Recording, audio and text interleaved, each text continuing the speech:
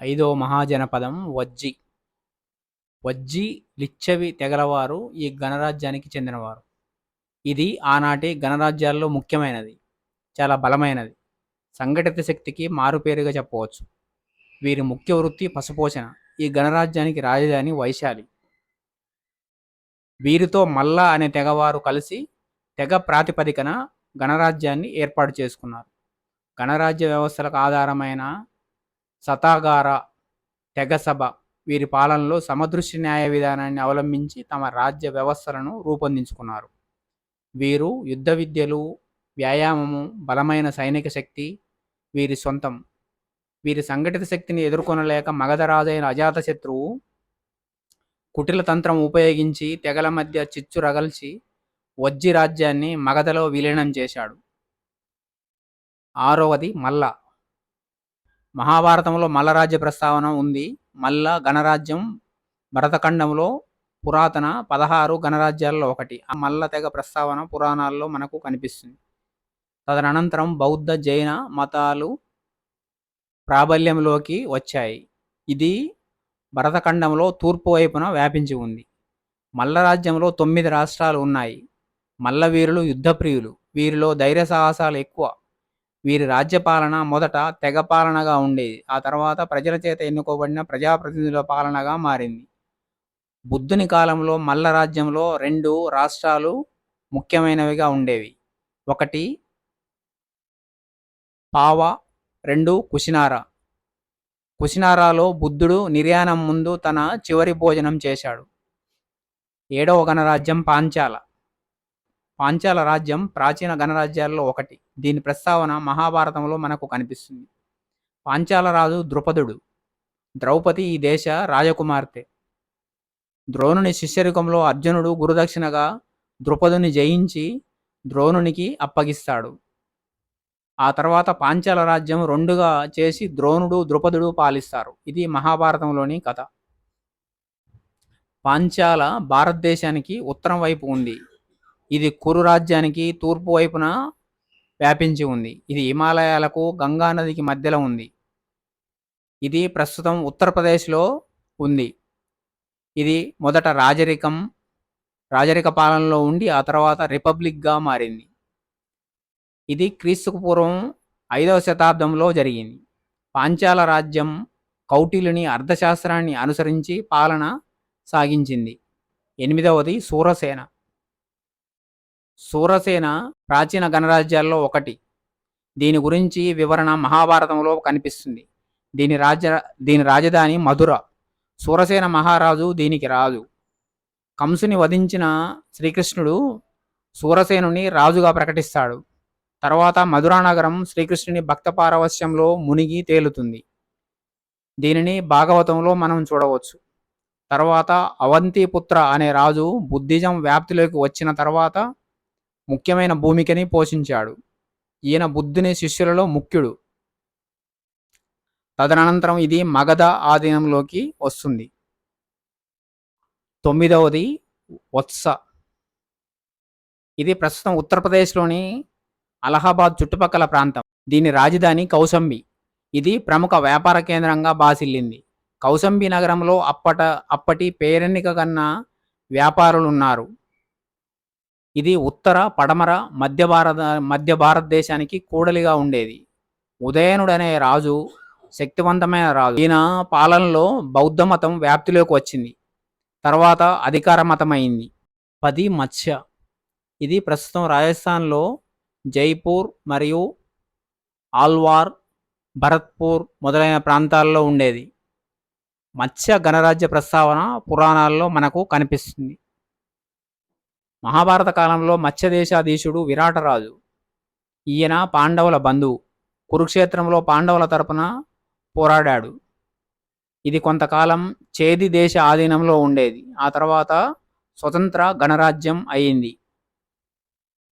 11వది కురు.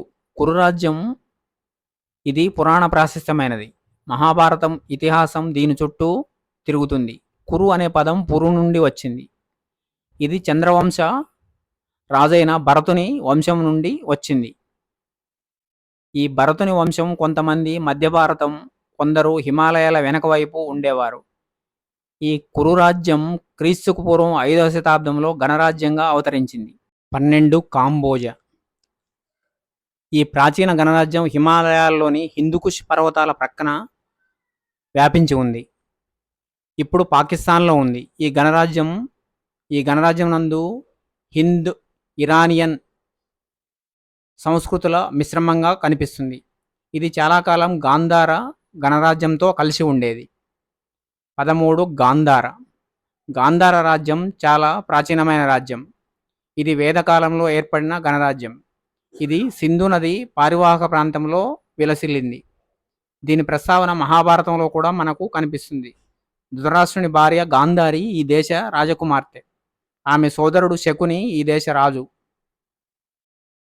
ఈ గణరాజ్యం మొదట సింధు నది పారివాహక ప్రాంతంలో ఏర్పడింది. తర్వాత పంజాబ్ వరకు విస్తరించింది.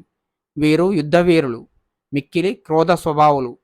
ఈ రాజ్య స్థాపకుడు గాంధార అనే పేరు గల రాజు.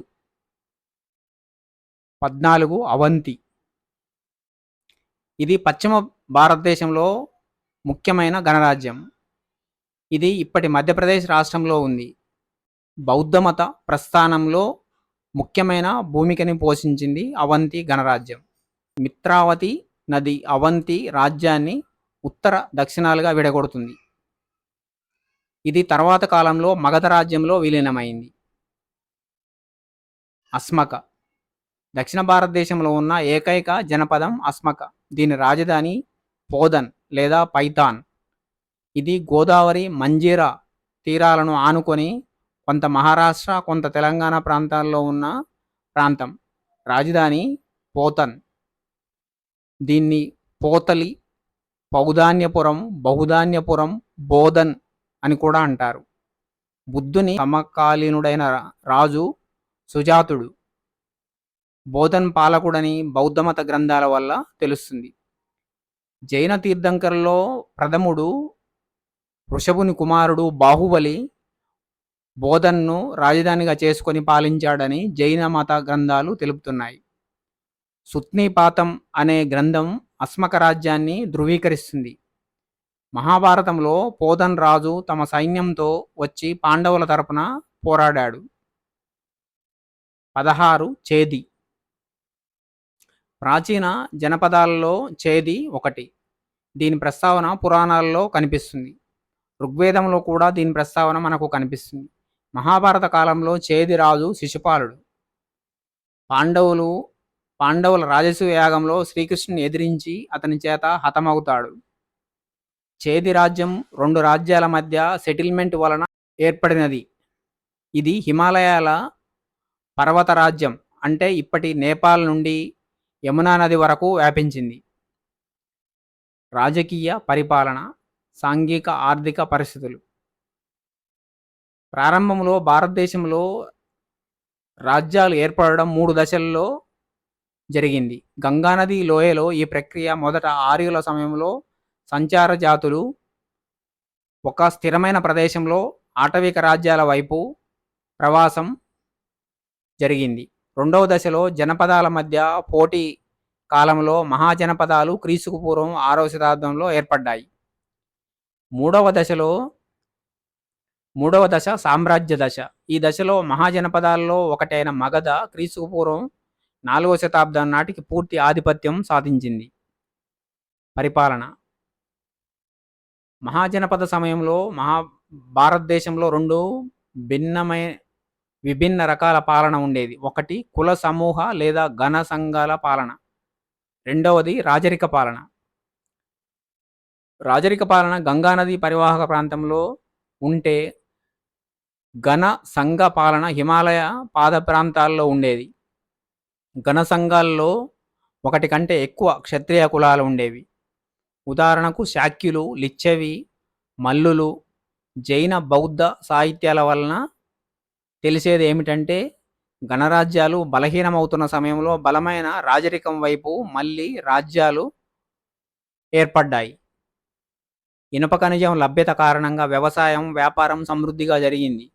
అధిక వ్యవసాయ ఉత్పత్తి కారణంగా జనాభా వృద్ధి చెందింది. వ్యవసాయ విస్తరణ వలన ఆర్థిక స్థిరత్వం పెరిగి నగరీకరణ, విలాసవంతమైన జీవితం ప్రజలకి అందుబాటులోకి వచ్చింది. ఇది జనపదాల ప్రస్థానం. ఈ కంటెంట్ మీకు నచ్చినట్లయితే లైక్, షేర్, కామెంట్ ఇంకా సబ్స్క్రైబ్ చేసుకోండి.